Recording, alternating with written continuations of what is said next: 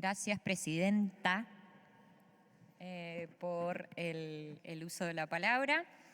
Yo, la verdad que estuve escuchando todas las consideraciones que hicieron los senadores y senadoras y también la respuesta que dio el candidato. Por cierto, bienvenido al Senado de la Nación, doctor. Creo que antes de hacer las preguntas voy a hacer alguna consideración. Aceptar lugares que le corresponden a las mujeres y aceptar lugares por decreto creo que hablan no solamente de quienes aceptan esos lugares, sino también de quienes lo designan. Esa es mi posición al respecto. Pero más allá de eso, quisiera preguntarle al doctor. Tengo varias cosas que preguntarle, pero voy a tratar de ir dosificando. Primero, doctor, no encontré en su currículum, por eso le pregunto, por si no está ahí o no lo he visto, se me ha pasado a mí y a mi equipo, si usted ha hecho la capacitación obligatoria en género regulada por la Ley 27499, conocida como la Ley Micaela. Tal vez sí, pero como no estaba en su currículum, por eso quisiera, por favor, si nos los pudiera aclarar. Me parece muy importante eso. Luego me gustaría, usted dijo algo muy importante, que quienes tomamos audiencias acá en la Comisión de Acuerdo, lo hemos hablado muchas veces, que usted entró al Poder Judicial como meritorio. Y bueno, luego de un gran proceso que hizo el Poder Judicial a través del gremio y muchos años de lucha, eso hoy no ocurre. Pero desde el 2013 existe una ley nacional, que yo tuve la oportunidad de votar como diputada nacional y varios de acá como diputados y senadores, que es el ingreso democrático al Poder Judicial de la Nación. Ley que no es aplicada por la Corte Suprema de Justicia de la Nación, sí por la Defensoría y por la Procuración General, pero no por la Corte Suprema de Justicia de la Nación. Algo muy paradójico, ¿no? Que la Corte no cumpla con una ley que ha sido, bueno, sancionada por el Congreso de la Nación y que no ha sido cuestionada en su constitucionalidad. Una ley totalmente vigente y como usted la nombró, estimo que está de acuerdo. Le quisiera preguntar, bueno, ¿cuál van a ser, si está de acuerdo, cuáles van a ser las actuaciones pertinentes si llega al cargo para el cual ha sido propuesto? ¿Cuáles van a ser las acciones pertinentes para que el Poder Judicial, primero, cumpla con una norma constitucional emanada por el Congreso de la Nación y segundo, se deje el nepotismo que existe o del cual es tildado el Poder Judicial de la Nación durante tantos años? Tercera, hay una cuestión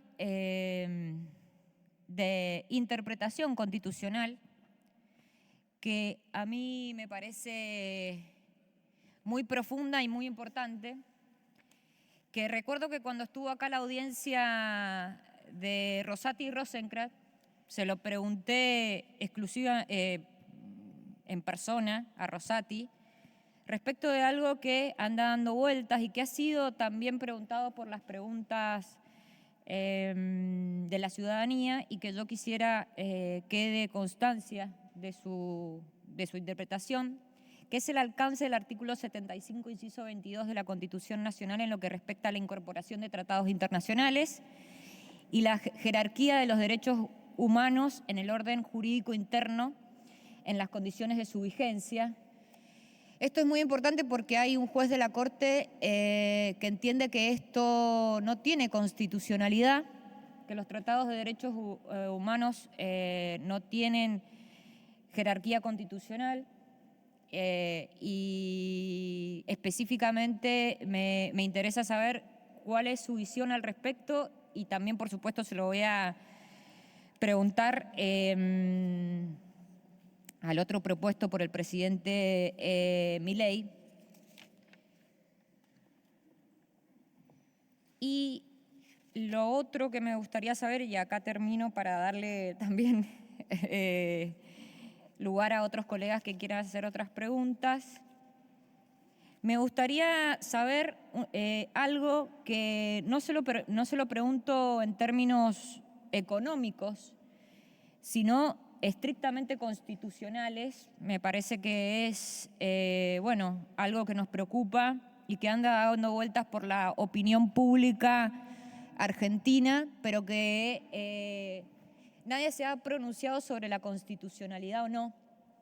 Y yo quisiera saber su visión al respecto de la constitucionalidad de la dolarización en la economía argentina. No estamos hablando de cuestiones de ideas de índoles económicas, sino principalmente sobre la constitucionalidad de una medida como la dolarización de la economía argentina, y si usted cree que no va en contra del artículo 75, inciso 19 de la Constitución Nacional, acerca de los deberes del Congreso de defender el valor de la moneda. Bueno, hasta ahí y después sigo, pero eso eran algunas de las cosas que había marcado para saber su visión. Muchas gracias. Por favor, por favor. Muchas gracias, senadora. Sí, es una omisión en mi currículum solamente, el curso de la ley Micaela, así que aparte le agradezco que me lo señale. Por favor, que no se escuchó bien. Que es una omisión en mi currículum, que le agradezco el señalamiento.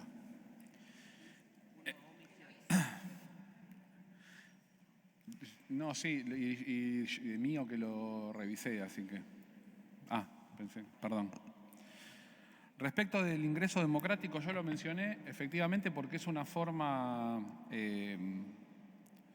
primero porque está impuesto por ley, segundo porque es una forma, no impide que el ingreso democrático precisamente lo que tiende es a que sea premiada la capacitación y las personas que tienen real vocación y tienen vocación de pertenecer a uno de los aspectos de la administración, en este caso el Poder Judicial. A mí me parece que debe ser implementada y yo le doy mi palabra que voy a trabajar para eso. Me parece muy importante la pregunta respecto del artículo 75, inciso 22 de la Constitución. La jerarquía de las convenciones internacionales, en especial las de convenciones sobre derechos humanos, es materia de discusión hace muchas décadas en el derecho y en la academia. Hay un precedente de la Corte Suprema de Justicia de la Nación, que es Petroquímica Merck, en la época de la Segunda Guerra Mundial, que estableció, las dos posiciones eran la monista y la dualista. La monista era la que no tenía ningún grado de... Perdón con el micrófono, pero así la puedo mirar. Que no tenían jerarquía ni influencia, estaban por debajo de la Constitución. La dualista lo que estableció en ese caso es que, en épocas de guerra, las convenciones internacionales básicamente se trataba de una incautación de una petroquímica. Por supuesto que el sistema interamericano de derechos humanos, el sistema europeo de protección de los derechos humanos, la Convención de Derechos Humanos, la Convención Americana, tienen carácter progresivo. Y la Constitución del 94, el Constituyente, incorporó expresamente al 75, inciso 22, una cantidad de tratados y convenciones sobre derechos humanos, sobre los que mi interpretación es que debe presumirse el test de constitucionalidad que hizo el Constituyente. El ejercicio del poder constituyente, una de las formas en la que se divide el poder, aparte de los poderes constituidos, una es el poder constituyente originario y la otra es poder constituyente derivado. El ejercicio del poder constituyente derivado es sumamente importante y esa voluntad expresa en el 75, inciso 22 del constituyente me parece que no puede ser, o desde mi punto de vista, deben ser interpretadas como que los incorporó la Constitución con un test de constitucionalidad efectuado, de compatibilidad. Si hay alguna zona de opacidad, debe ser resuelta por la integración de las normas, por la interpretación y siempre en el sentido amplio y en el de la vigencia de los derechos y sobre todo en cuestión de derechos humanos, que es una de las pautas obligatorias de interpretación de la ley, que es en el mayor sentido de su vigencia y amplitud. Hoy, desde mi punto de vista, los tratados del artículo 75, inciso 22, integran lo que se denomina bloque de constitucionalidad federal y sobre todo porque hay otras preguntas que tienen que ver, a pedido de la senadora Tagliaferri, de la presidenta,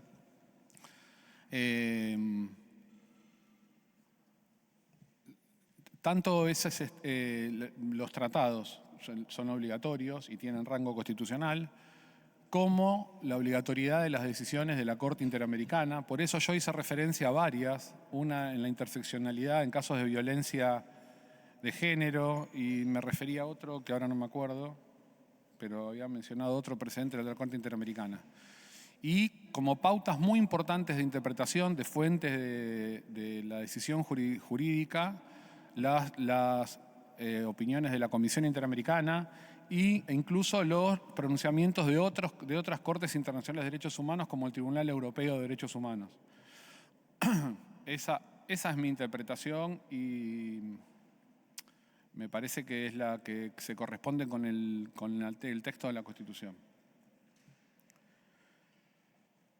Respecto de la dolarización, en este punto sí tengo una idea formada, no es algo que haya estudiado en profundidad todavía, pero sí es probable que tenga que tomar alguna decisión. Sí, estoy completamente de acuerdo con usted en que el Congreso tiene una función específica en el 75, inciso 19, que puede ejercer y el resultado de esa situación tiene que poder ser revisado judicialmente y entonces le pido que me dispense de dar una opinión respecto de esa situación. ¿Algo más? Tiene la palabra el senador Blanco. Ya.